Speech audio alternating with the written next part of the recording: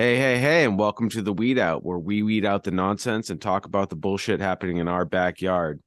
I'm Spencer Fox Peterson, along with my partner, as always, Hi everyone. I'm Joanna Booty. and we're back with our public records specialist, our favorite journalist, Andrew. We had him on previously to talk about a police brutality scandal happening in the Berkshires and involving multiple departments a few episodes back. We will list that in the show notes. So please, as always, just a friendly reminder, housekeeping to everybody listening. We are at www.theweedout.com, all one word, and you can find all of our resources, any sort of source materials, links to our Substack, links to our social media, and links to our podcast to share with your friends. Please share, like, and subscribe. We're on Patreon. We're on all your favorite social media platforms. We appreciate everybody tuning in. And this is some important stuff talking about shenanigans in Western Mass and Massachusetts and beyond.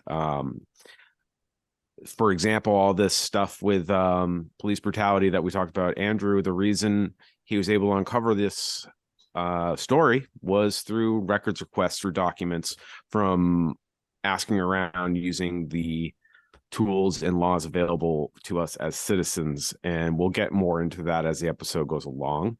Just wanted to remind everybody that these tools are available to all of us. It's our government, it's our records, and they owe them that they owe us them.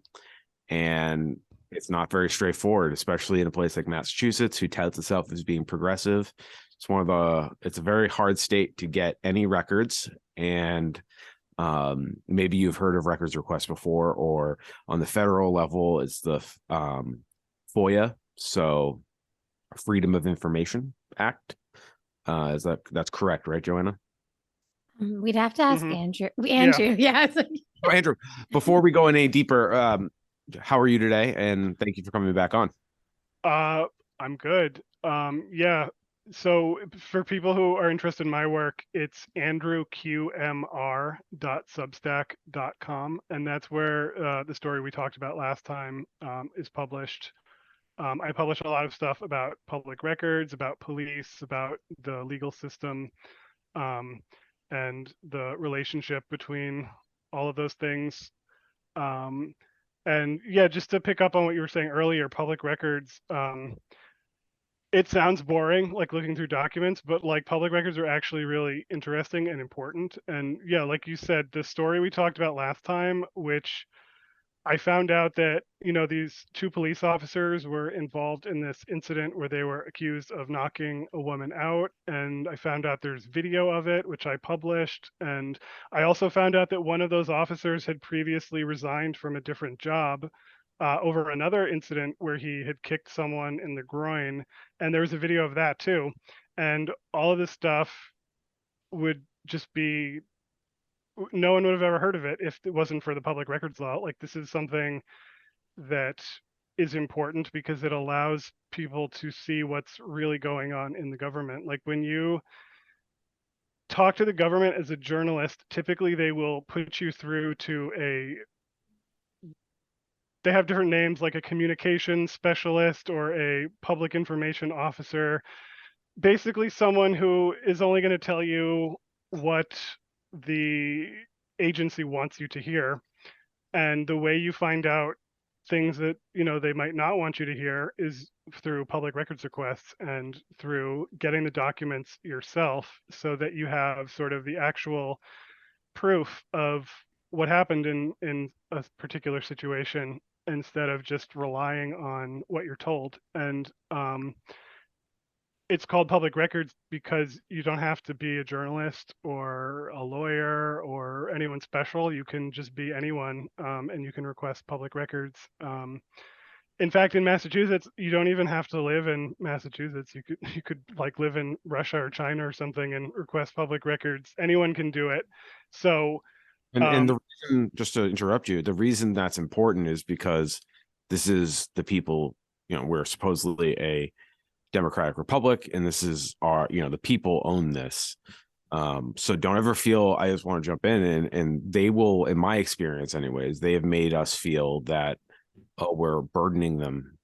And no, these are our records. And I personally, in my experience, they complain about systemic failures, such as everything's in paper, or it's in a file cabinet somewhere far away, or some excuse when we should have all this at our fingertips, in my opinion. Regardless, don't feel bad about asking for public records. You are entitled to them. They are yours. They are all of ours. So Yeah, and just to pick up on that point, that's something that comes up a lot. I mean, if you request public records, you will find like resistance to releasing public records. It might be that they just ignore your records request altogether, and you have to keep sort of following up and pressuring them, and or they just won't respond. They just won't even acknowledge it.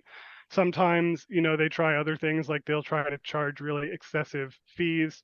There's all kinds of things that we can get into, but it really does stem, I think, from this idea that public records are kind of like this annoyance, when in reality it's a core principle of living in like an open democratic society, that people have access to information about what the government's doing, like that things aren't happening in secret.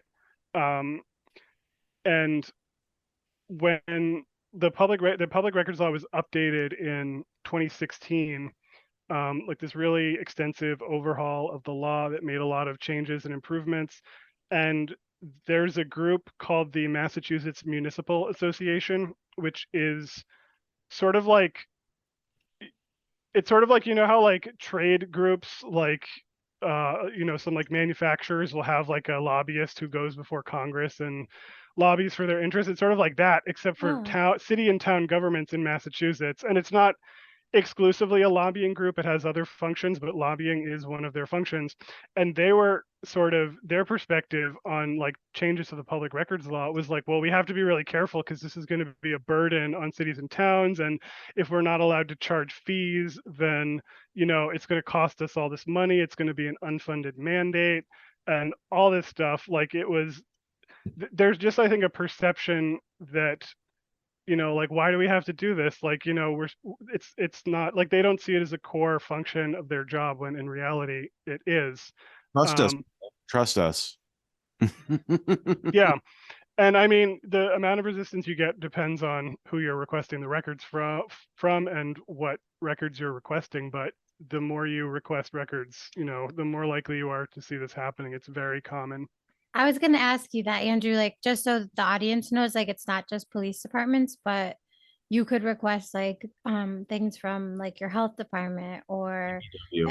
yeah, or if you had any department or the mayor's office, like I guess, or like aren't, I think in my experience, but I'm gonna ask you like if you wanted to look at email exchanges or whatever. So I think not just the police. Sometimes I know, as like in myself, I've had to request records for personal things from like my town health department and building inspector when I was doing stuff, and I didn't get a ton of resistance until it was a lot of requests, like you said. But I'm in a very small town, and it's like they try to be somewhat good about that. um well, yeah, I mean, it's not like just police. I mean, although police are particularly secretive, that's certainly true, but it's not just police. Like, police are kind of and prosecutors are the main agencies that I request records from, so that's what I have the most experience with. But you certainly hear uh, about people facing resistance from like schools, from like the health department. Like you said, I think during COVID, I believe the Boston Globe had reported that they were having resistance, from the Department of Public Health getting information about COVID. Yeah. Um, and like, it's just all over the government. Like, there's going to be resistance. Like, I think it's not even so much always, I think that, I mean, sometimes it is like deliberate, like that they don't want certain information to get out, but I think a lot of it just has to do with this culture of like, they see it as a waste of time and an imposition that they have to do this. And so they're going to devote as few resources as they can get away with, essentially. And I think that isn't necessarily true of every agency, but it's still like fairly common. And just the absurdity of some of the excuses Joanna and I have got. Other towns in Massachusetts, police departments have disclosed their weapons inventory. Holyoke Police Department just basically did the Bugs Bunny meme to us, like, no.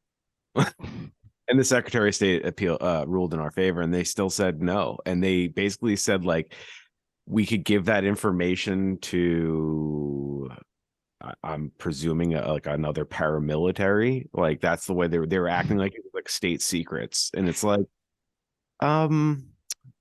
okay. Yeah, that's when we need your help with eventually, Andrew. You can see, like, you can also glean information over what they don't want you to see. I'm just saying, like, you can start, like, sometimes when there is no information, that's like an indicator there's something maybe there that should be there. Yeah, well, just for context for people who aren't familiar with the law is not like literally everything is public. Like there are what they're called exemptions, and I'm drawing a blank on how many there are. There's like a couple dozen, I think, and uh they're for different things. Like there's one for like law enforcement investigations, there's one for like personal privacy, there's other ones, and also in addition to those exemptions, there are certain laws that restrict certain types of information. So like there are legitimate reasons to withhold records, but these reasons are often just they're really like misused. They're applied much more broadly than they're intended. And often what you'll see, so when you get a response to a public records request where they're denying you records, what the law says, what they're supposed to do is they're supposed to list out the records that they're not giving to you. They're supposed to cite these specific exemptions, and then they're supposed to explain how that exemption applies to the records. But often they'll just do this blanket thing where they will cite an exemption and they might like copy paste the language from the law about what the exemption says, but there's nothing about why the exemption actually applies to the records. And you had alluded to you've made appeals. So there's the Secretary of the Commonwealth's office, which is run by Bill Galvin currently, William Galvin. There's a public records division, which is headed by someone called the Supervisor of Public Records. It's currently a woman named Manza Arthur, who was appointed, I think, last summer.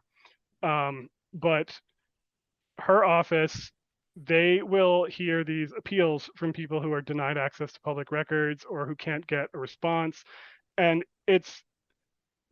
there's a lot of positive things about it, but also there's more negative things about it. Like the great thing about it is it's very simple. Like you just basically forward them the emails that you've gotten. You write up a short little thing, usually short, that just says like they've cited these exemptions and they haven't explained why they apply, or they've done X, and they will review it and they'll write a decision. And at least the current supervisor and the last supervisor before her, who was named Rebecca Murray, they, in my experience, side with people who send appeals in very often. But the problem is that the supervisor doesn't actually have a lot of power. So this is like an administrative process. It's just like a bureaucracy basically, where they get, all these, they get like 2,000 or 3,000 of these appeals every year, and they have these lawyers who have to, I don't actually know the exact number of lawyers they have, but I don't think it's like enough. Like they have to review these things in two weeks. They have 10 business days, and they are really basically, for the most part, they're kind of just like copy and pasting stuff. Like they're like, oh, this exemption says this, and you haven't shown that this exemption applies, so you have to write a new response. And that's kind of how these appeals go, because the supervisor can't enforce her decisions in court. So like if an agency says we don't agree with you, then the supervisor can't say, okay, well then I'm going to sue you, and the judge is going to tell you that you have to listen to me. She can't do that. What she has to do is refer it to the Attorney General's office. And this creates a huge problem because the Attorney General is one, the Attorney General's office historically has been sort of very slow. Like it can take months or like even like a year or more to sort of review one of these things and take action on it. And then the Attorney General may disagree with the Supervisor of Records. They may say, oh, I actually agree with the agency and I'm not going to do anything. Often the Attorney General, when they get these things, will resolve it informally. Like they might talk to the agency and then the agency will realize like, oh, if the Attorney General is involved, I better do what they say because I don't want it to go to litigation. I don't want to be sued and waste the resources in court. But only like a few of those go to the Attorney General every year. Um, so out of like thousands of these appeals, only a few will go to the Attorney General. So there's like very little risk for an agency to just say, we don't agree with the Supervisor of Records. And I actually have a number of these right now where an agency has either just stopped responding after getting an order from the Supervisor of Records, or they have just straight up literally said, we don't agree, and the only way we'll give you the records is if you take us to court. And some of these have been sitting in the supervisor's lap for literally months and haven't been referred to the Attorney General's office yet. And I can't even get an update on what's going on with them.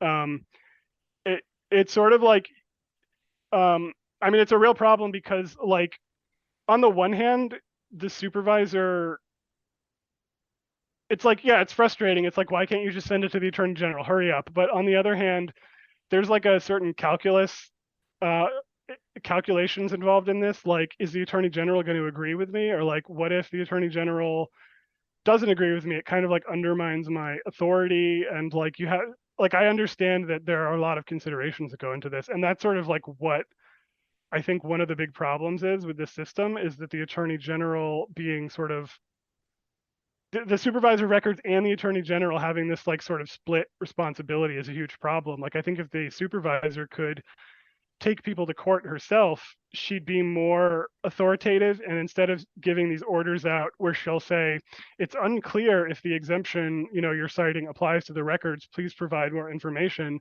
She'd just say, like, this doesn't make any sense and you need to give these records or I'm going to take you to court. I mean, at least I would hope that would happen. But I think that's sort of one of the big problems. It sounds like this position is like a hall monitor more than an enforcement or a check. That's a good way of putting it. I mean, like what typically will happen is like an agency, like I was saying, they'll won't give a specific reason. They'll just give this vague thing where they cite some exemption. And then the supervisor will be like, you didn't show that that exemption applies. And then they'll be like, okay, we'll provide a slightly more specific explanation, but we're still not going to give it to you. And so you'll have to appeal again.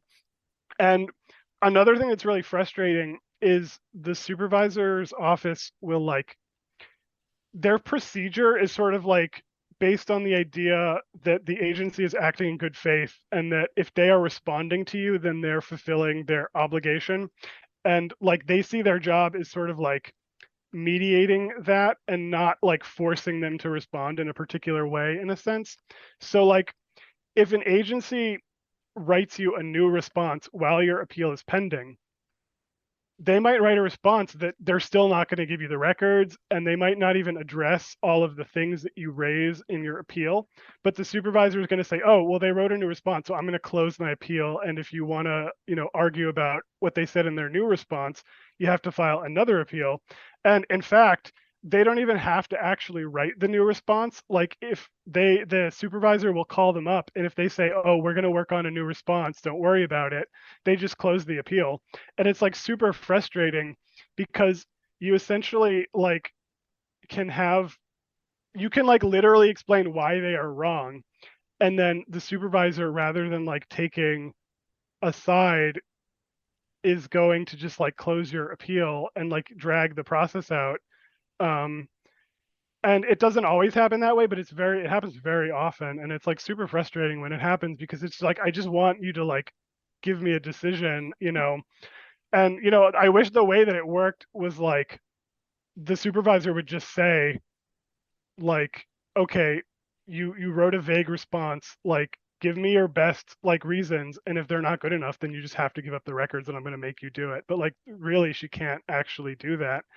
Um I mean, there is like one thing that I've learned about the supervisor of records that I don't quite understand is that the supervisor actually has the ability to call administrative hearings.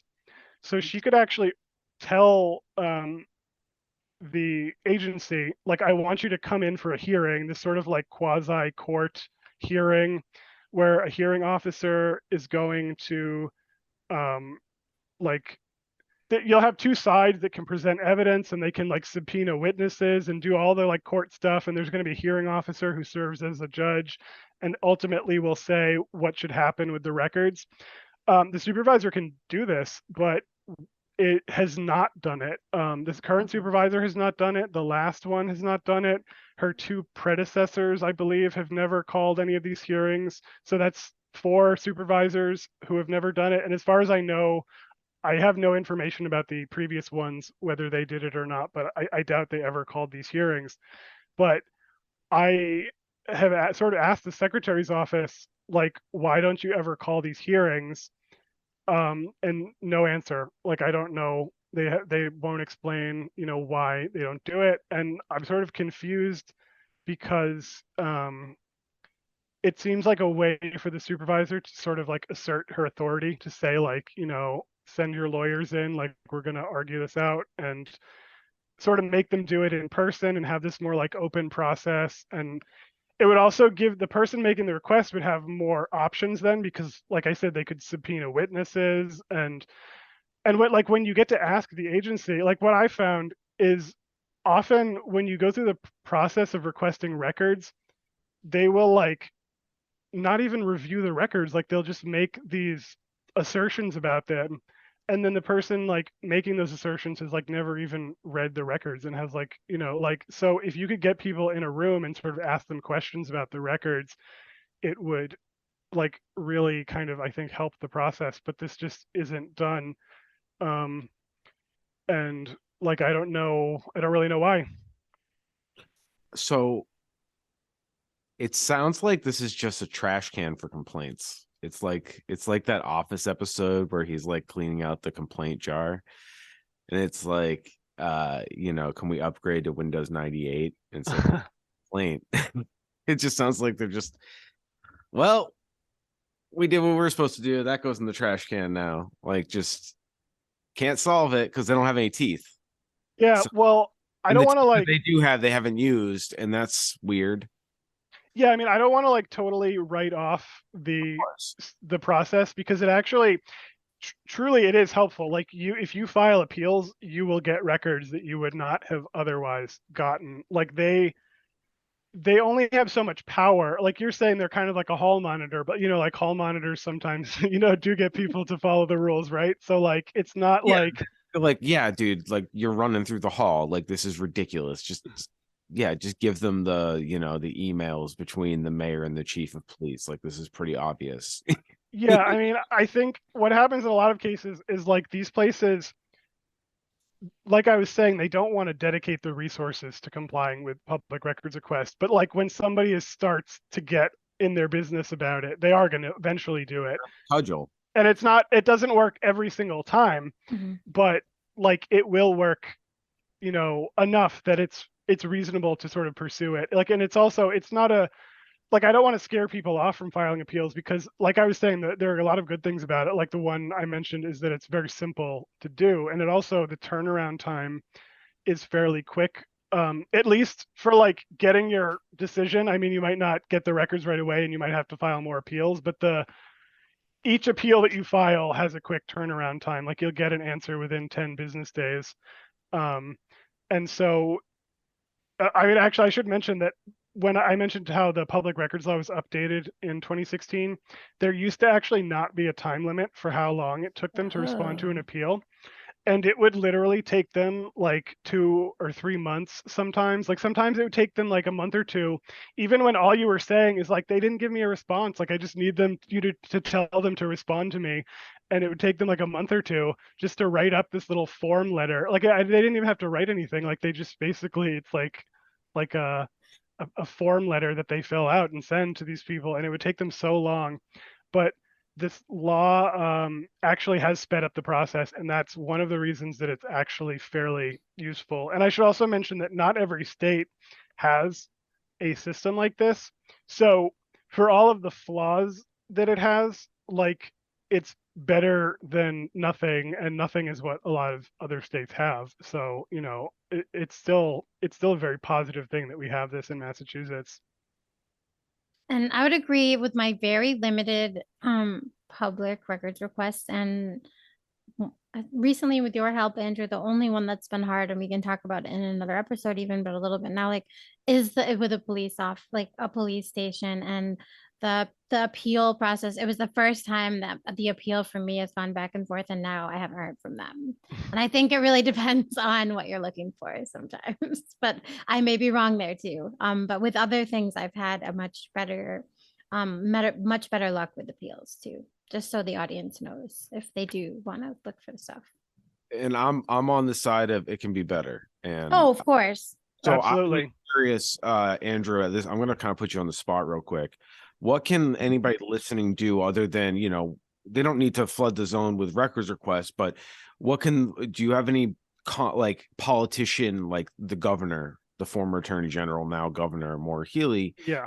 with more transparency? Can we put pressure on her office to clean that up? Is that something that's within her power? Have you thought, like, I'm spitballing here? Well, actually, that's yes. So there one of the crazy things about the Massachusetts public records law, and this is different from almost every other state in the country, from what I understand, is the governor, the legislature, and the courts are all exempt from the public records law. Like they have total like immunity. Like if you send them a public records request, they can just be like, we don't have to do it. Like, and it's not even like they claim an exemption on like a specific types of records, like a state or agency or a town would do.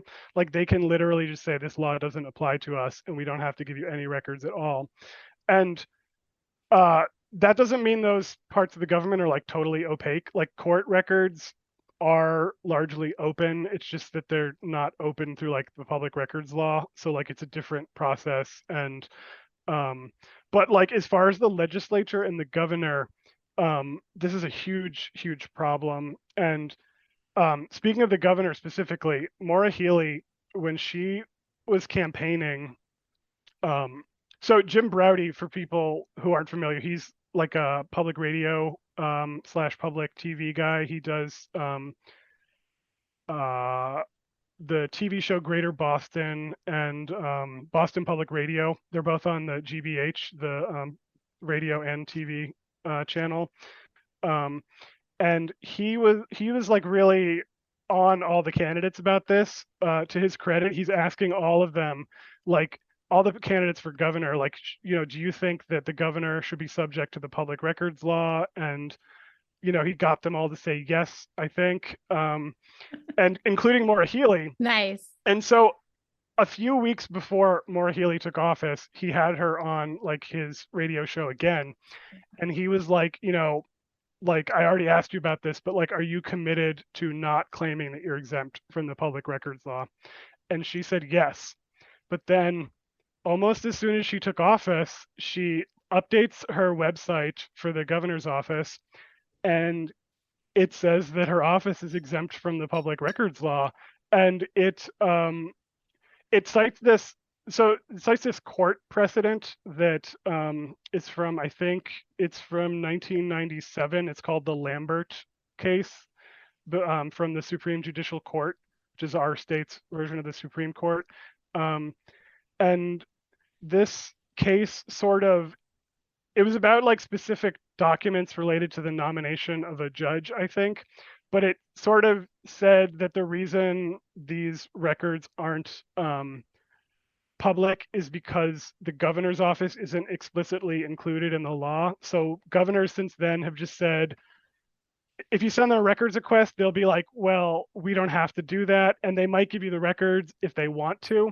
But obviously, it creates this perverse system where the governor can give you stuff that makes, her look good and hide stuff that doesn't. But so she took office and she wrote on her website that, she has this uh, exemption, but she's sort of trying to have it both ways, where she's saying, oh, well, I'm gonna, respond to records requests and she said she'll be the most transparent governor, in our state's history.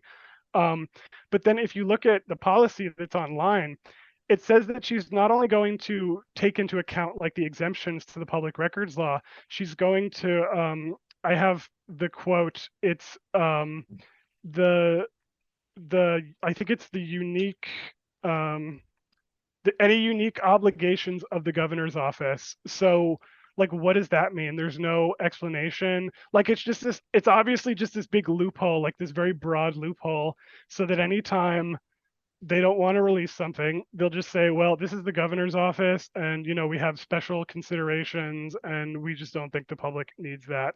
So, unfortunately, the state of our law allows her to do that. But so for years, there have been bills to change this before the legislature, but they just haven't really gone anywhere. I think part of it is like Charlie Baker didn't support it. And it was like, well, if the governor is like going to veto it, it might be difficult to get it passed. But I think like there's like more of a chance for something to pass like that now, because we had a whole election where all the candidates were saying, yeah, I support this. And Maura Healey, like, I mean, she already looks like a hypocrite because she went back on her word, but she's going to look like more of a hypocrite if they're like, okay, well, you said you're exempt under the current law, but what if we change the law? Like, what are you going to do then?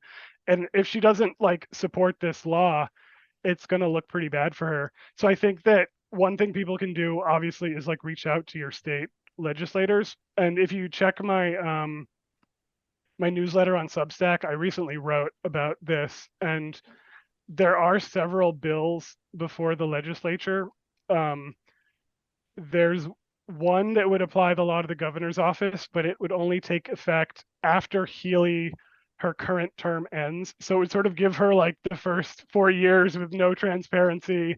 But then, if she gets reelected, she'll have to be more transparent then. And like that might be some sort of compromise that would get her more likely to support it. There's another one where it would apply the law to the governor's office and the legislature, and it wouldn't be limited to like new records or anything, but it would also create some new exemptions for those records. So there's like a little bit of a people would have to look at the nuance of that one to decide if that's a good idea. And there's like another one where it would apply it to the governor, including everything since Healey first took office. So it wouldn't apply to like older records, like from Charlie Baker, for example, I don't think, but it would still apply to Healey's first term. And this was actually tacked on to a bill that would make some changes for transparency in the legislature. This one wouldn't make the legislature subject to the public records law, but it would make some like changes like the committees would have to post their like votes and testimony online, which we don't have time to sort of get into all of the problems with the legislature, but those are things that people have been talking about for years, like that just like their website sucks and you can't get basic information about like things, and they keep all this like stuff secret about even just like the way committees are voting on bills and stuff. It's like totally ridiculous. So those are things that people should be talking to their legislators about. I'm spitballing right here. But I'm gonna negotiate here and say I don't mind them saying, okay, like we need to build out a system to make this efficient for the whole state. Like we need to transfer how all we need to come up with a new system. So if it doesn't go into effect, the actual records law doesn't go into full effect until they get that system up and running and spend money there and spend less money elsewhere on cops. Then we should be in the interest for the public good getting more records from the government, whether it's the judicial, legislative, or the executive branch on every level of government. I mean, that's not a bad thing. This is, again, our democracy or our land. And, that's too much. That's too patriotic for me. But as far as just more transparency is not a bad thing for us who are flipping the bill or being brutalized by the system. Double for those people. Well, final thought on Maura Healey. For me, just this is for everybody working and slaving away who took a pay cut during this inflationary period of the last 4 years that's going on. My wages are. I've taken a pay cut. It's just a fact, based on inflation, and it's harder to get by every month. And I'm lucky, but I know everybody that's listening right now is feeling the crunch. And Maura Healey just. She had the opportunity to turn down a 20% raise, and she took the 20% raise. Bill Galvin didn't, and the lieutenant governor did. So these people took a 20% raise. She said she was going to be more transparent. This is a cop. She was a former attorney general. She is the top cop, was the top cop. She handpicked the next person.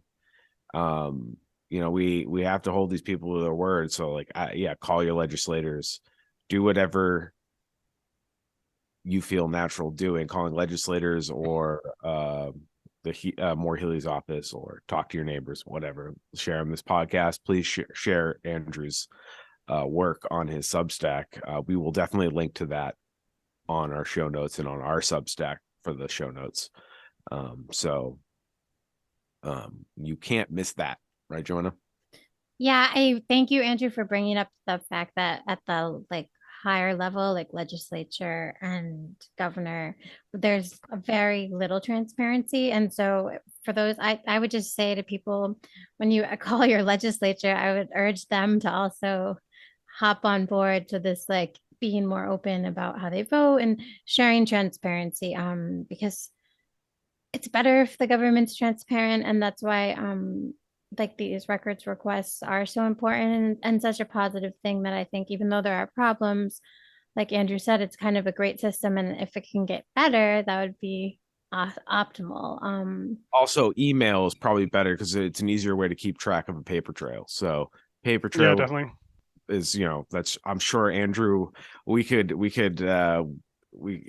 probably have a whole system to organize all your records requests or correspondence, because it's how we can corner and get the truth out by showing the receipts.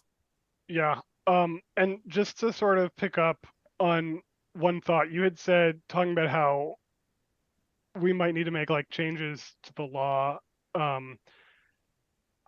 Basically the legislature is notoriously not transparent, and Right. so getting them to pass a law about making the legislature subject to the public records law is going to be a really hard sell. I mean, if you ask someone in power, hey, can you give us more information, and they have all the power to say no, 9 times out of 10 they're going to say no. So I mean, it's just it's going to be a hard sell, and there might have to be compromises along the way. And with the governor's office, not making older records available, that might end up having to be a compromise that people have to make.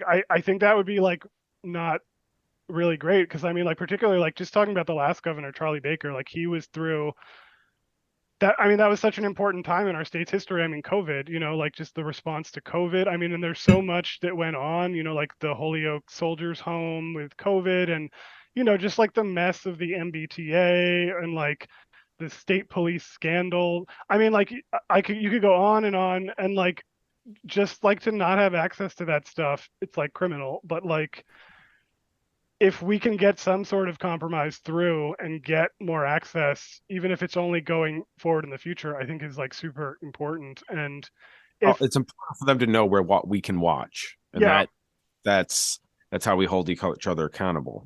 Yeah, and I mean, it's going to be a hard sell, but really it shouldn't, because all you're asking them to do is to follow the same law that cities and towns which often have less resources, are expected to follow.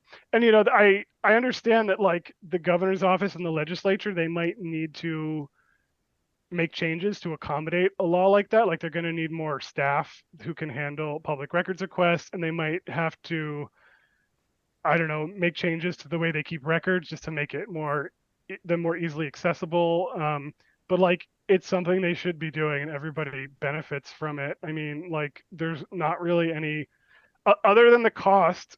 There's no downside to it, and we should be willing to accept the cost because of all of the benefits of transparency, just knowing what's going on in government. And really, like, people can be more active in state politics when there's more information. I mean, our government, Absolutely. our state government is not just secretive, it's very insular, and it's very resistant to change, and it's not responsive to what people want. And it has very concentrated leadership where the people at the top basically have so much control over even whether we get to vote on bills, Right. that just more transparency about how all those processes are playing out would be a great start to just improving the entire process itself.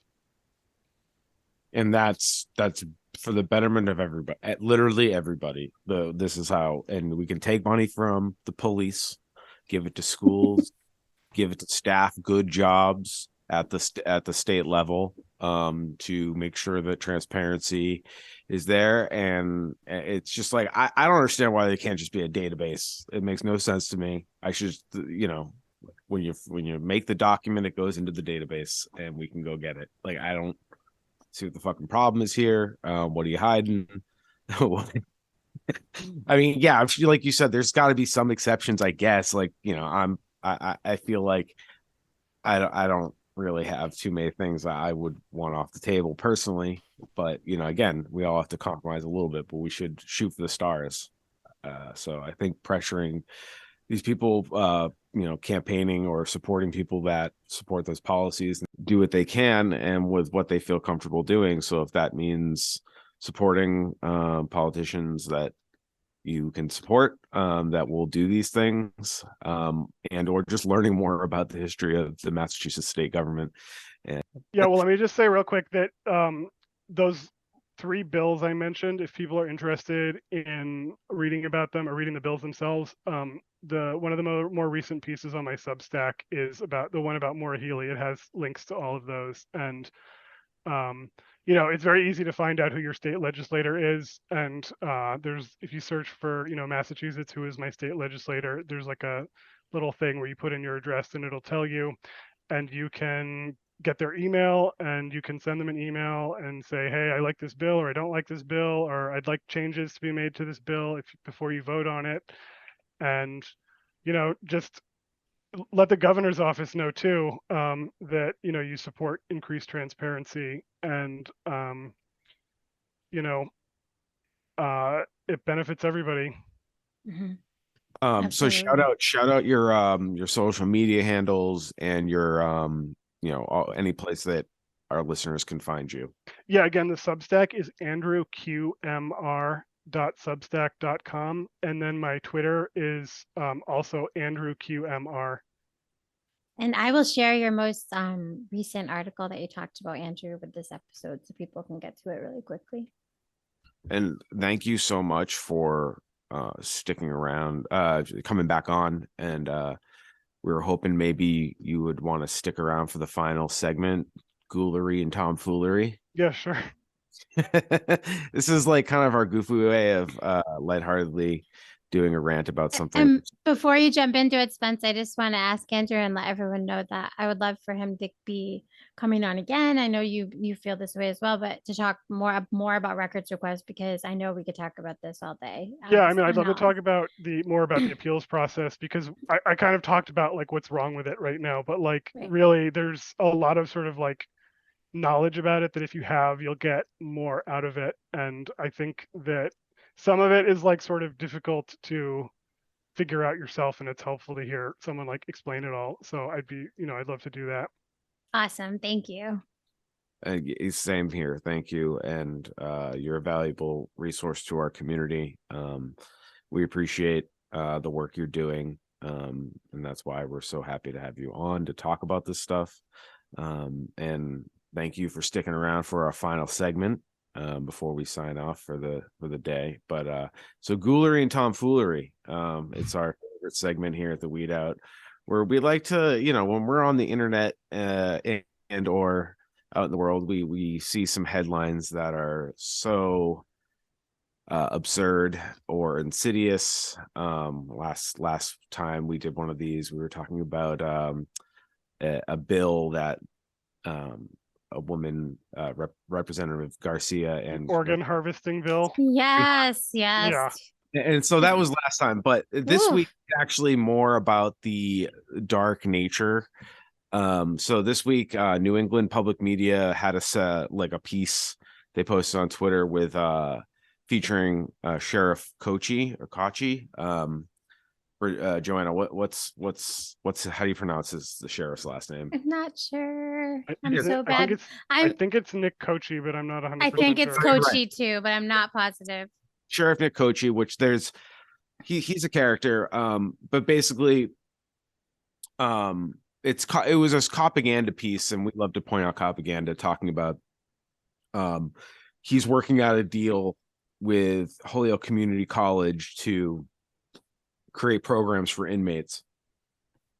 And the reason I hate this stuff, and this is why it's Ghoulery and Tomfoolery. I'll give my little rant on why I hate it, and then I want to hear what both of you have to think. But why I hate it is because we could just educate people, and give people access to resources, and that would prevent reasons for people to be incarcerated, and also change who gets incarcerated by, most people in jail just can't pay to get off on bail. Like, there's 400,000 people rotting in jail right now just because they can't pay bail. And they're never white. Well, I shouldn't say never. They're never wealthy white men. It's never wealthy white men.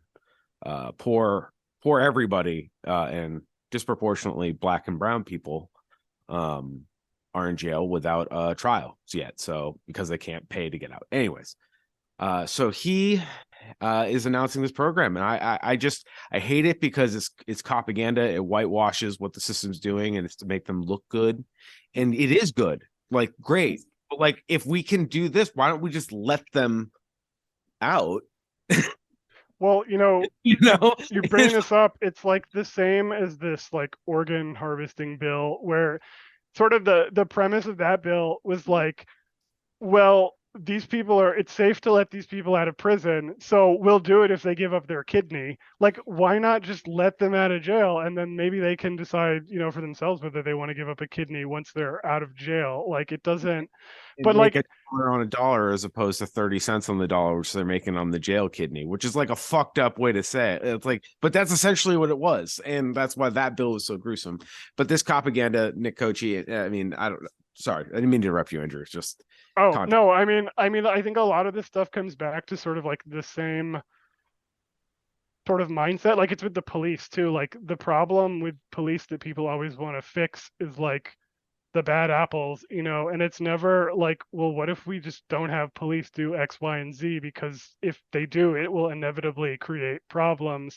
And like, it's the same thing. Yeah, like you're saying with the prisons, it's like, instead of like sending, people in prison like to college and giving them drug treatment while they're in jail, like just do all that stuff outside of the jail and let them like have lives, like why. Yeah, maybe not segregate them from the population, and obviously there's exceptions to this. Like, we need to deal with people that cannot have proven to not be not violent. Most people in jail aren't violent.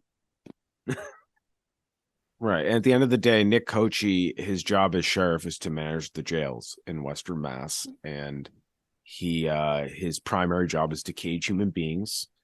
And during COVID, he heard from a lot of local activists. So he did not do a great job with mitigating that situation. And his job is to keep the beds filled. I know. End of the day, that's his job. He may say otherwise, but you know, he needs to justify his budget, and his job is to cage human beings. And he has a big war chest. I mean, there's documented articles and podcasts regarding Nikochi that's been reported by the Shoestring. I believe Dusty Christensen was on that one.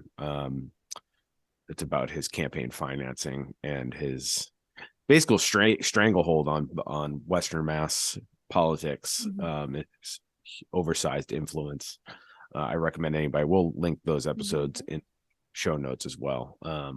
Article and podcast episode from the Shoestring, another great journalist. But I don't know, guys. That Gulliver tomfoolery was, and it's just, for me, I think a lot of people, it goes over their head, and I think that's why it makes me so angry, because it's so innocuous. Well, because it does seem good, and for those that are like in prison or in jail, to have an option like that is actually better than what you're sitting with all day. But it's used to make the police look better and look good, and that part's horrifying. Using prisoners as a prop. Mhm. It's very. They're already used enough. Like, leave them alone or let them out is where I'm at. So anyways, I think that's pretty much it. I just want to remind everybody to check us out on the internet. Thank Andrew very much for coming on again. Check all his articles out on his Substack, and we'll share all these links in a nice tidy location. So please do that, theweedout.com, and everybody have a great day, and I'll let the other fellas and ladies here say their goodbyes. So thank you for joining the Weed Out, and take it away, everybody. Bye, everyone. Thank you, Andrew, so much, and take care. Yeah, thanks for having me. You too.